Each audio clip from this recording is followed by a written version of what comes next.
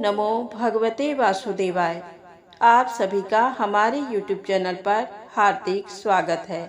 आइए सुने भगवान विष्णु माता लक्ष्मी की पौराणिक कथा।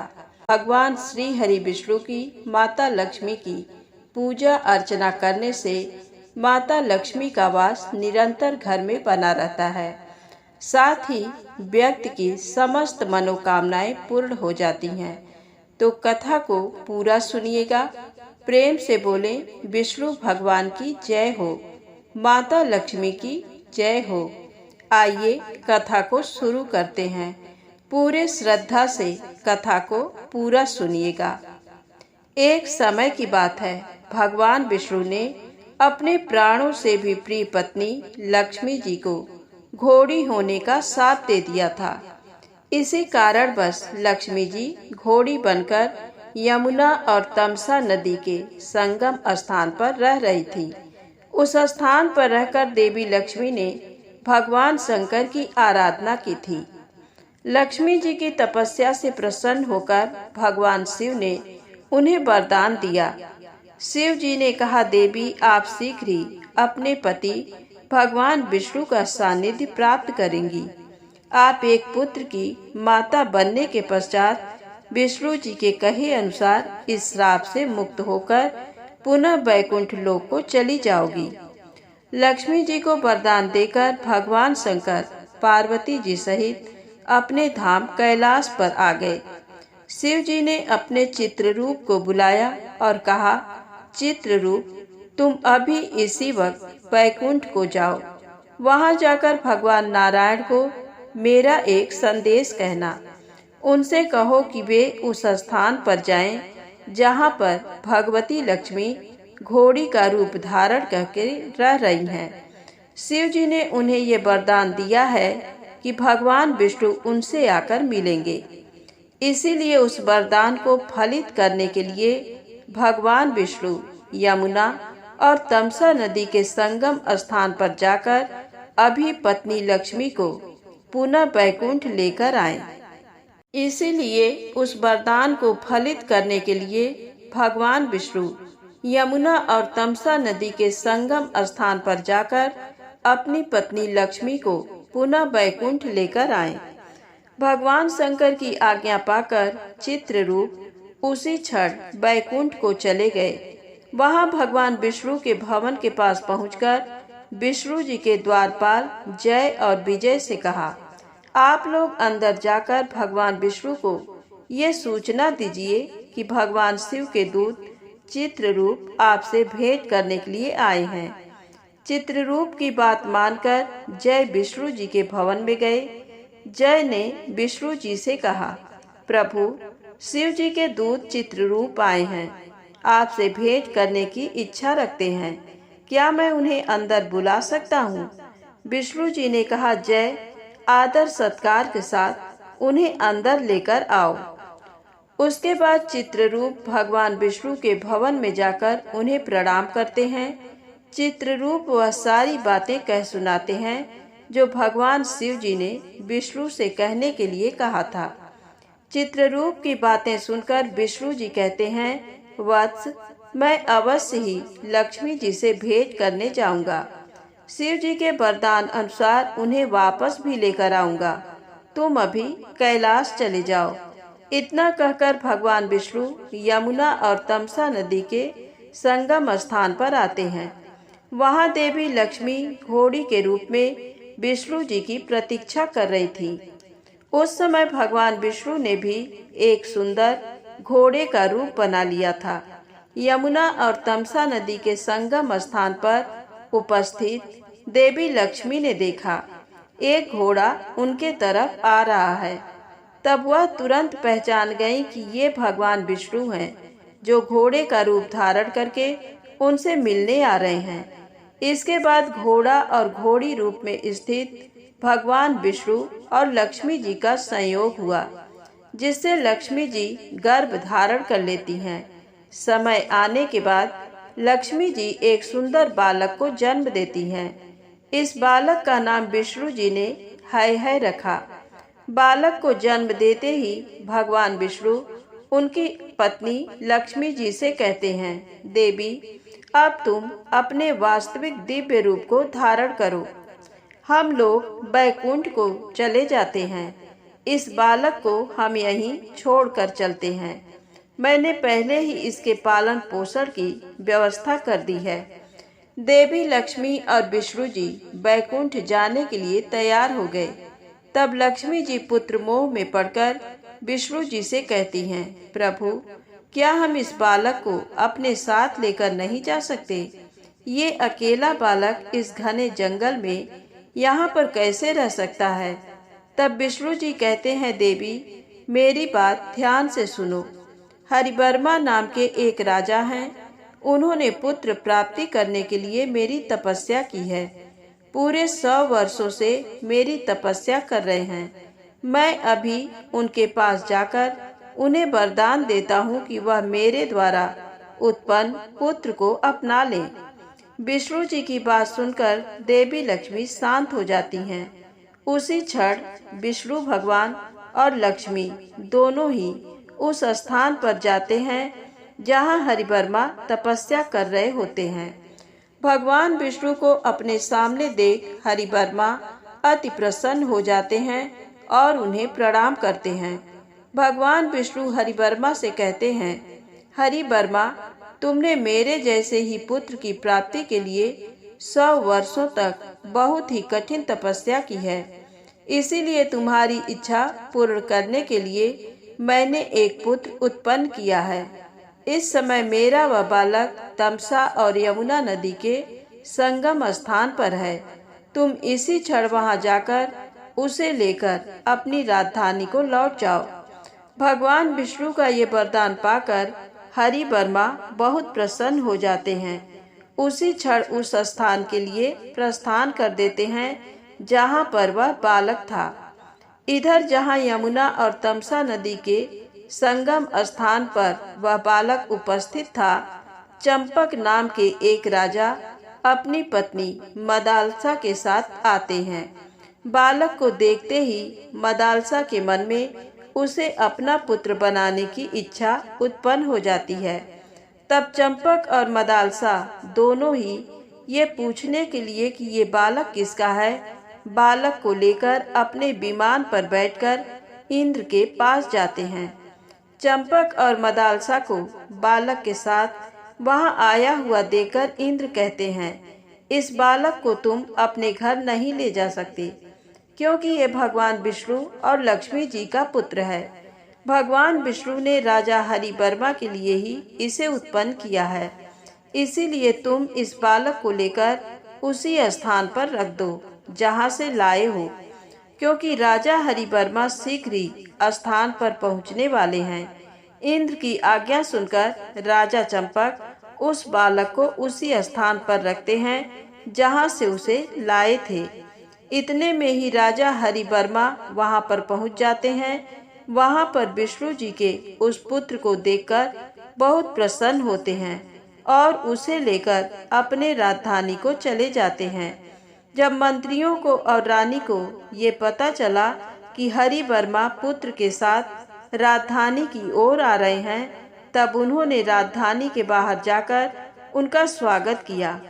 उस बालक को देखकर हरिवर्मा की पत्नी बहुत ही सुखी हुई। राजा हरिवर्मा ने अपने बालक को समस्त विद्याएं सिखाई और उस बालक का नाम एक वीर रखा। जब वह बड़ा हो गया तब उसे राजा बनाकर वे स्वयं ही भगवान की आराधना करने के लिए जंगल में चले गए। इस तरह भगवान विष्णु और लक्ष्मी जी के पुत्र एक वीर का जन्म हुआ था और वे राजा हरिवर्मा के घर में पले और बढ़े थे। हरिवर्मा ने उस पुत्र का नाम एक वीर रखा था। जब लक्ष्मी पुत्र एक वीर बड़े हो गए, हरिवर्मा ने उन्हें राज्यभार सौंप दिया और स्वयं जंगल में चले गए। एक दिन जब एक वीर शिकार खेलने गए, अपनी सेना के सहित घने जंगल में चले गए थे। जंगल में गंगा नदी के तट पर एक वीर को एक सरोवर मिला। वह सरोवर अनेक प्रकार के कमल के फूलों से भरा था। एक वीर उस सरोवर के पास घूम रहे थे। उस सरोवर से थोड़ी दूर पर उन्हें एक कन्या रोती हुई दिखी। कन्या के पास जाकर एक वीर ने उससे पूछा, देवी तुम कौन हो? यहाँ पर क्या करती हो? इस निर्जन वन में बैठकर रोने का कारण क्या है? क्या तुम्हें कोई कष्ट पहुँचा रहा है? तुम्हारे माता पिता कहाँ हैं और तुम्हारी पति कहाँ पर हैं? तुम यहाँ पर कैसे आई? ये सब मुझे बताने का कष्ट करे। एक वीर की बात सुनकर वह स्त्री कहने लगी, जब दुख होता है तभी मनुष्य रोते हैं, बिना कष्ट के तो कोई नहीं रोता। मैं अपने रोने का कारण बताती हूँ, सुनो। आपके राज्य से दूर एक दूसरा राज्य है। वहाँ के राजा रभ्य हैं। उनकी कोई संतान नहीं थी। तब उनकी पत्नी की प्रेरणा से राजा ने संतान प्राप्ति के लिए पुत्रेष्टि यज्ञ कराया। उस यज्ञ में उन राजा की एक पुत्री प्राप्त हुई। उस पुत्री का नाम राजा ने एकावली रखा। मैं उसी राजा के मंत्री की पुत्री हूँ। मेरा नाम यशोमती है।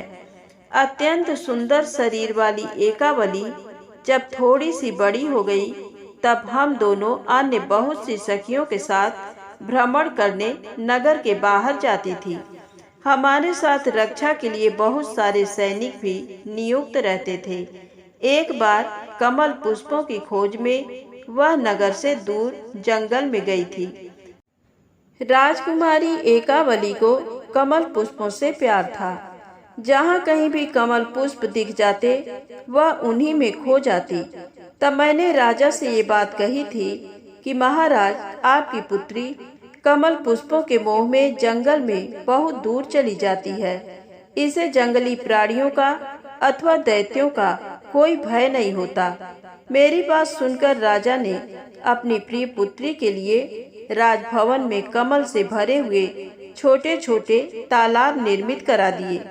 राजा के इतना करने के बाद भी कभी कभी एकावली कमल पुष्पों की खोज में नगर से बाहर जाया करती थी। एक दिन सुबह हम लोग कमल पुष्पों की खोज में नगर से बाहर चले गए। हमारे साथ बहुत सारे सैनिक थे और बहुत सी सखियां भी थीं। कमल पुष्पों की खोज में हम लोग जंगल में बहुत दूर चले गए। वहाँ एक बहुत ही सुंदर सरोवर मिला। सैनिकों से दूर मैं और एकावली उस सरोवर में पुष्पों को देख रही थी। उसी समय वहाँ पर एक दैत्य आ गया जिसका नाम कालकेतु था। दिखने में वह बहुत ही भयानक था। उसकी आकृति अति विकराल थी। उसे देखकर मैंने अपने सखी एकावली से कहा, अब हमें सैनिकों के मध्य चले जाना चाहिए, क्योंकि ये दैत्य हमें कष्ट पहुंचा सकता है। एकावली मेरी बात मान गई और हम दोनों उसी क्षण सैनिकों के घेरे में चले गए। जब काल केतु की दृष्टि एकावली पर पड़ी, वह उस पर मोहित हो गया। इसके बाद वह एकावली की तरफ बढ़ने लगा। सैनिकों ने उसे रोकने का प्रयत्न किया, किंतु उसने सारे सैनिकों को मार डाला। एकावली का अपहरण करके उसके सारे सैनिकों सहित उसकी नगरी को चल पड़ा। उसका नगर पाताल लोक में था। मेरी सखी को देखकर मैं भी उसके पीछे पीछे चल पड़ी। मैंने उस दैत्य से कहा, मैं तुम्हारे साथ आने के लिए तैयार हूँ, परंतु तुम मेरी सखी को छोड़ दो। कालकेतु ने मेरी एक भी नहीं मानी। उसने मुझसे कहा, तुम राजकुमारी से कहो मुझसे शादी कर ले। मैंने उससे कहा, कालकेत, एकावली मेरी परम सखी है, मैं भला उसे ऐसे क्यों कहूँ? मैं जानती हूँ तुम उसके योग्य नहीं हो, इसीलिए तुम स्वयं ही अपनी बात उसके सामने रखो। मेरी बात सुनकर वह दैत्य एकावली से कहने लगा, राजकुमारी, मैं तुम पर मोहित हो गया हूँ। मैं तुमसे विवाह करना चाहता हूँ। मुझसे विवाह के बाद तुम मेरे इस राज्य की रानी बनकर सुख से अपना जीवन व्यतीत करो। इसीलिए तुम शीघ्र ही मुझसे विवाह करने के लिए मान जाओ। कालकेतु की बात सुनकर एकावली ने कहा, कालकेतु, मैंने पहले ही राजा एकवीर को अपना पति चुन लिया है। मेरे पिता भी उन्हीं से मेरा विवाह करना चाहते हैं।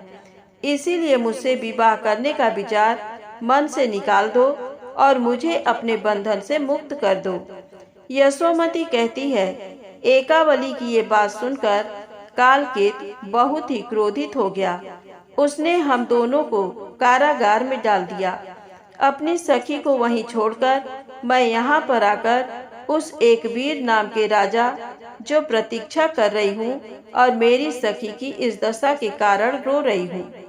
यशोमती की बात सुनकर एक वीर कहते हैं, देवी, इस संसार में एक वीर नाम का राजा एक ही है और वह मैं हूँ। राजकुमारी ने मन से मुझे वरण किया है, ये सुनकर ही मैं उस पर मोहित हो गया हूँ। मैं इसी क्षण जाकर उस राजकुमारी की रक्षा करता हूँ। उस काल केतु दैत्य को मारकर राजकुमारी से विवाह कर लूंगा। किंतु मुझे एक बात समझ नहीं आ रही, अपनी उस दुखी सखी को कारागृह में ही छोड़कर तुम यहाँ पर कैसे पहुँच गई? तुम्हें कालकेतु के कारागृह से कैसे मुक्ति मिली? ये रहस्य मुझे सच सच बता दो। एक वीर की बात सुनकर यशोमती कहती है, राजन, मैं बचपन से ही भगवती जगदम्बा के मंत्र को जानती हूँ। मैं सदा उस मंत्र का जाप करती रहती हूँ। उस कारागृह में मैंने जगदम्बा के मंत्र का जाप किया। 1 महीने के बाद भगवती जगदम्बा मेरे सपने में आई। देवी ने मुझसे कहा, तुम इसी क्षण गंगा के तट पर जाओ। वहाँ पर राजा एक वीर अपनी सेना सहित शिकार खेलने के लिए आने वाले हैं। एक वीर राजा मेरे परम भक्त हैं। वे सदा मेरे मंत्र का जाप करते रहते हैं। उनके हृदय से मैं एक क्षण भी दूर नहीं होती। सभी प्राणियों में वे राजा मुझे ही देखते हैं। शीघ्र ही राजा को तुम यहाँ पर लेकर आओ, जिससे कालकेतु की मृत्यु हो जाएगी। उसके बाद तुम एक वीर और एकावली का विवाह करा देना। मैंने एकावली से अपने इस स्वप्न के बारे में कहा और उस कारागृह से निकल गई। देवी की कृपा से मुझे कोई भी कहीं भी रोक नहीं सका। यशोमती की ये बात सुनकर एक वीर कालकेतु की नगरी को जाने के लिए तैयार हो जाते हैं। वहां पहुंचने के बाद कालकेतु और एक वीर में महाभयंकर युद्ध छिड़ जाता है। उस युद्ध में एक वीर कालकेतु का अंत कर देते हैं। उसके बाद राजकुमारी एकावली को भेंट करके उसे उसके पिता को घर छोड़ने जाते हैं। एकावली के पिता को जब सारी घटना पता चलती है, तभी राजा एक वीर का धन्यवाद करते हैं। बहुत प्रसन्नता के साथ अपनी पुत्री एकावली का विवाह राजकुमार एक वीर के साथ कर देते हैं। इस तरह भगवती जगदम्बा की कृपा से एकावली और एक वीर का विवाह हुआ था। तो प्रेम से बोले, विष्णु भगवान की जय हो। दोस्तों, यदि आपको कहानी अच्छी लगी हो तो प्लीज़ लाइक अवश्य करिए, चैनल को सब्सक्राइब करें, ज़्यादा से ज़्यादा शेयर करें। जय माता दी, जय भोलेनाथ।